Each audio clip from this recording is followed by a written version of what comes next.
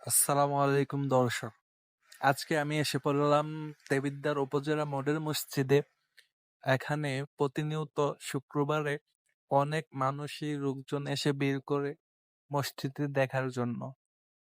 একটিবার দেখার জন্য আমি আমার ছোট ভাইকে নিয়ে চলে গেলাম।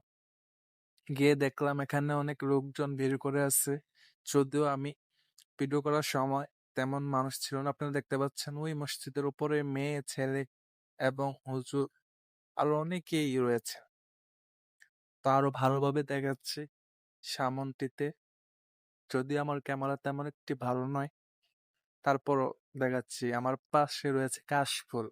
এখানে যদি আপনার ছবি ওঠান তাইলে অনেক সুন্দর দেখতে লাগবে, চমৎকার। রাস্তাটি রয়েছে পাশে। এখানে রাস্তা দিয়ে যাওয়ার সময় মসজিদটি দেখতে অনেক দারুণ মনে হয়। আপনি নিজের চোখকে বিশ্বাস করতে পারবেন না, প্রত্যেকটি উপজেলার মধ্যে এমন মসজিদ বানানো হয়েছে। তো আমি মসজিদের সামনে চলে যাচ্ছি। আমি সামনে চলে গেলাম। দেখছেন আমার পেছনে ওপরে লেখা আছে উপজেলা মডেল মসজিদ ও ইসলামিক সাংস্কৃতিক কেন্দ্র, দেবিদ্বার, কুমিল্লা। আমাদের দেবিদ্বারে এই মসজিদটি অবস্থান হয়েছে। প্রত্যেকটি থানার মধ্যে মসজিদ দেওয়া হয়েছে যতটুকু জানি। এগুলো আওয়ামী লীগ সরকারের অবদান। এজন্য আপনারা সবাই আসবেন, নামাজ পড়বেন, মসজিদগুলোকে ভরপুর রাখবেন। কিয়ামতের ময়দানে আল্লাহ রাব্বুল আলামিনের দরবারে এই মসজিদগুলোই সাক্ষী দেবেন।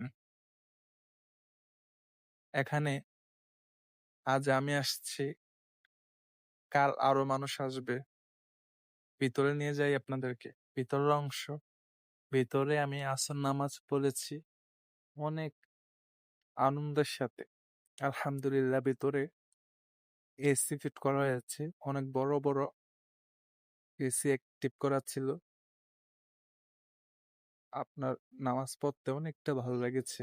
তারপরও আমি মসজিদের ভিতরে ভয়েস দিতে পারিনি, কারণ ভিতরে মানুষ নামাজ পড়ছে আর বাইরে গাড়ির শব্দ, মানুষের শব্দ। এর জন্য আমি ভিডিও ভয়েস দেইনি। তো আজকে আমি চলে যাচ্ছি।